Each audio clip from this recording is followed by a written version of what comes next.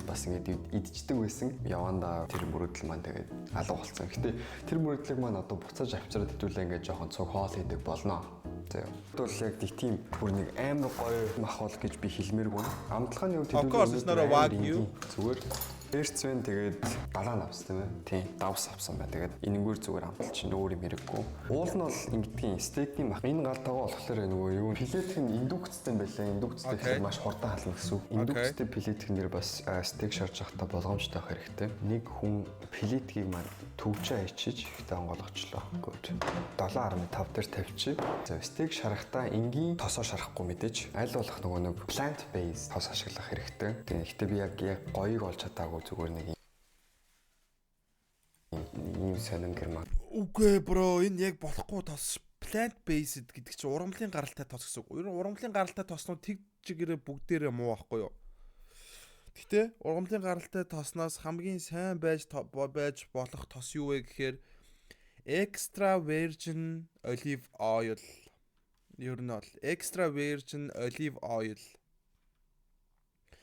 Маш онгон тийм оливын тосоор шарах хэрэгтэй байдаг байхгүй юу?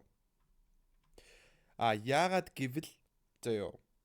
Extra virgin байх тусмаа тэр тосны чанарыг илтгэж байгаа. Чанар нь сайн байх тусмаа галт тэсвэртэй буюу тос нь ууршаад биеинд ч муу хортой химийн бодис болохгүй гэсэн үг. Ихэнх урамлын гаралтай тоснууд яадаг вэ гэхээр нэг 100 гараал тийм ээ 120 130-д ууршаал тэг хамаг хорн дээр нь шарж байгаа хоолнд чинь шингэждэг байхгүй юу? Ерөнхийдөө.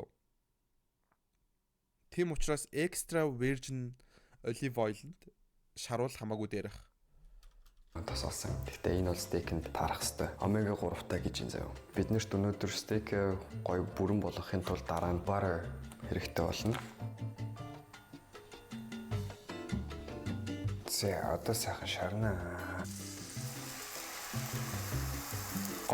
Canola oil далдуун бодлын тос бол хүний биед амар муу. Дээрэс нь vegetable oil ч гэсэн муу. Гоё өнөрт ч байна. Ер нь бол тэр Genius Boy Bakery-гийн битсэн бол наа чи албаар хүмүүсийг тос идүүлж, ногоон урамлын тос идүүлж алах гэж байгаа л юм байна да. Маш гоё өнөртөж байна.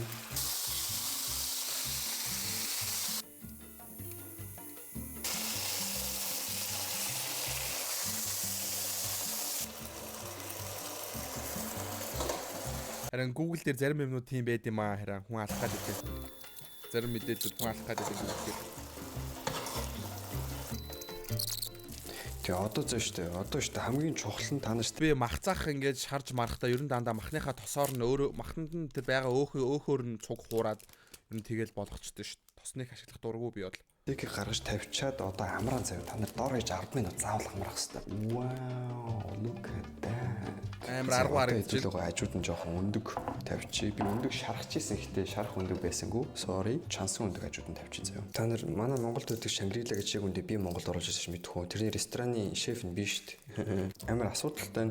Гэтэ яагаад ингэж түмээ CTS 2 амар ерөөсө хоол хийж чаддаггүй вэжиж хоол хийж чаддаг юм шиг ийм амар эготой юм бэ. Энийг хараад миний үнэхээр сэтгэл өвдөж байна.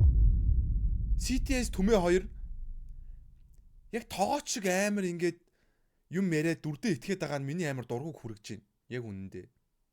Хүмүүс одоо нэг ийм хоол идэнгүүт эрүүл хоолсон болоод тооцогдоод байгааг боддоо. Хүмүүсийн өдөр болгоны угаасаа идэх ёстой ийм хоолыг хүн одоо өнөөдрийн нийгэмд идснээр ямар нэгэн байдлаар амар эрүүл вау гэж хэлэгддэг болсон бол үнэхээр харамсалтай.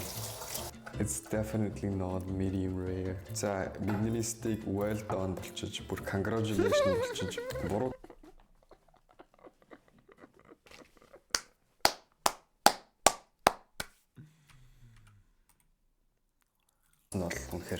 үнэхээр well done болчих. Бүр congratulations.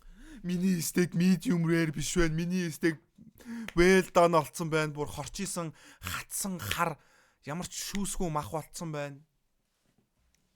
Тэгээд ганц стейкний мах шарж чадахгүй байж ингээд өстө 10 минут амраах хэрэгтэй. Ингээд ийм тос авсан байгаа. Тэгээд ингээд дараа нь би маслаар ингэн тэгэн мигэн гэд солиороод ах юм. CTL бол CTL гэж. CTS үү? CTS бол шаадаг штэ. Яг CT-с арай дээр л дээ. Гэхдээ зүгээр арай л амар яриад идэм аа. шин болчих. Заримдаа. Буруу Заримдаа. тооцоолж. Ингэснээр бидний стейк бэлэн боллоо guys. Зүгээр цөөнгийн хар мах болцсон байна штэ. Oh my god. За taste test. Сөв аргуу мэн. Medium rare болгож ирсэн. The fuck энэ бүр хатцсан байна штэ бро. Тэгээд бүтлэг үзсэн байна. Буруу тооцоолж ичгтэй. Гоё амттай бол байгаа гэдэг тэтгэлтэй үзцгаая. Гэтэ I love түмээ still I love you brother. Үнхээр амттай болсон. За орж ирээд хоолоо идээ суугаад ярээ суугаад исэн чинь камер асгаагүйсэн байна. Яаж би энэ хоолоо харуулнгаа та нартаа бас ярингаа идхүүж. Би та нарт бүр дараа тэгж жагаад амар стейк хийж үзүүлэх үү. Би өмнө нь ресторанд стейкний махан дээр зогсдог мах шарагч тийм за бараг л тоогооч юм да тийм ажил хийдэг байлаа шүү дээ би ресторанд. Би ресторанд хүмүүсийн захиалж байгаа үнэтэй стейкнийхийнх нь махын шардаг байлаа. Тэр дамжлага дээр би ажилладаг байлаа. Хүмүүсээ За ийм байна заяа. Иймэрхүү хоол төлөө өнөөдөр хийлээ. Зүгээр л эхлээд явж байгаа хугацаанд за энийг сайжруулах юм байна. Энийг тэх юм байна гэд хүн ойлгоод явдаг байгаа болохоор өнөөдөр стейк хийх маань та нарт нэг ийм жишээг суулгасан байх гэж найдаа. Би стейк амьдралдаа ганц шудаа хийж үзэж байгаагүй. Би зүгээр ганцхан удаа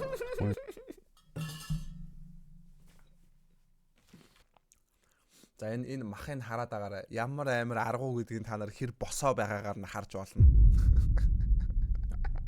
Зүгээр ингээ зөөлхөн мах чи ингээ хідэн тал руугаа ингээ нумраад унан нэдстэй тий уг нь ингээ хорч жагаад тийм ээ ингээ ийшээ мишгаа энэ хонцгондоо бүр юм хатцсан босоогоор байгаад тах юм.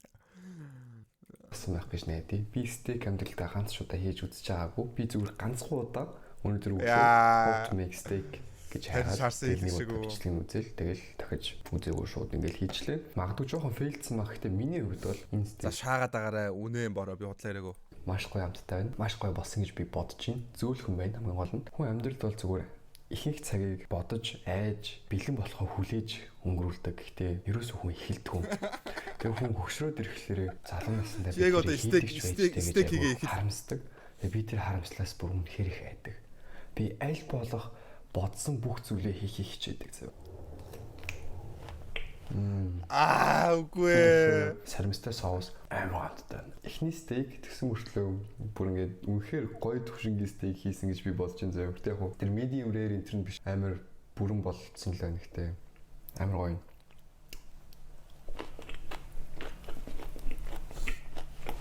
Окей, өөрт нь гоё агаал болоо дөө. Бэлэн болчоод бүх мэдээлэлээ цуглуулчаад бүх юма бэлэн болгочихоо тэгээд би эхлэе гэж хүмүүс агих боддог тийм 100% бэлэн цаг бол хизээж ирэхгүй. Хизээж. Би өмнө яг тийм байсан байхгүй юу? Бичлэг хийгдэж тэр заяа. Миний үс надад таалагдахгүй. За тэгвэл би үсээ жоох уртхан энэ хүртлэг ургуулж агаад тэгж яагаад бичлэг хийх юм бол айгүй гоё байх юм шиг байна. Эсвэл хайрч Тэнгууд одоо ингээд зүгээр одоо яг шууд ихэл гэж байгаа энэ бол яг амар бигинер зөвлөхөө заяа. Тэнгууд за би ингээд за энэ юм бэлэн болоогүй байна. Гэхдээ яг ингээд хийчи одоо эхэлчихье гэл ингээл хийгээл яваад байна штэ. Тэнгууд яг бэлэн болгоод хийснээсээ амар баг үр дүн авч эхлэв штэ. Би ингээд бэлэн болгоод хийсэн бол энэс хамаагүй үр дүнтэй байхгүй юу гэд.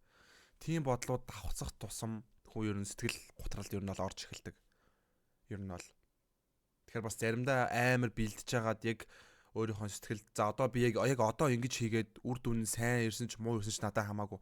Хамгийн гол нь би өөрөөсөө шаардагдах бүх юмаа хийгээд яг гоё эхэлж гин гэ тэр бол гоё бас. Жохон батгтай байгаадах юм. Арсаасаа арчилж байгаа тэгээд бичлэг хийж эхлэв тийм ээ. Надад санаа төрөхгүй байгаадах юм. Хүмүүсийн дагж байгаа, хүмүүсийн сонирхож байгаа тийм гоё санаатай тийм бичлэг олж байгаа л бичлэгээ хий. Тэгж байгаа л юмаа эхлэе гэж боддог байсан. Why bro? Бодоод байх тусам би ингэж эхэлж чадахгүй ингээд өөрийгөө стресслээд байж гэдэг би ухаарсан байхгүй. Окей, тэгвэл би зүгээр эхэлчихье. Хамаагүй миний үс ямар байна уу? Би ямар харагдаж байна уу? Хамаагүй маа гэж биш үү бичлэгэж эхлээл ингээл одоо ингээ хийсээрээ л явж байна. Одоо яг иймэрхүү сэтгхүүтэй амьдралын олон зүйлийг бас ингэж одоо хийж өөрийгөө сорж байгаа.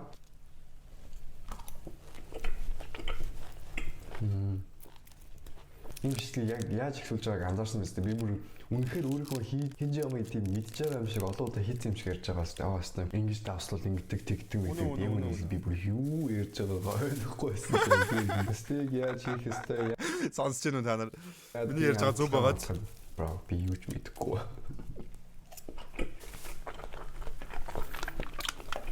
Амар гоё авокадо шүү. Манай хүн fake it until you make it л байна л да. Наа чиг авокадо дуртай хүмүүс байвал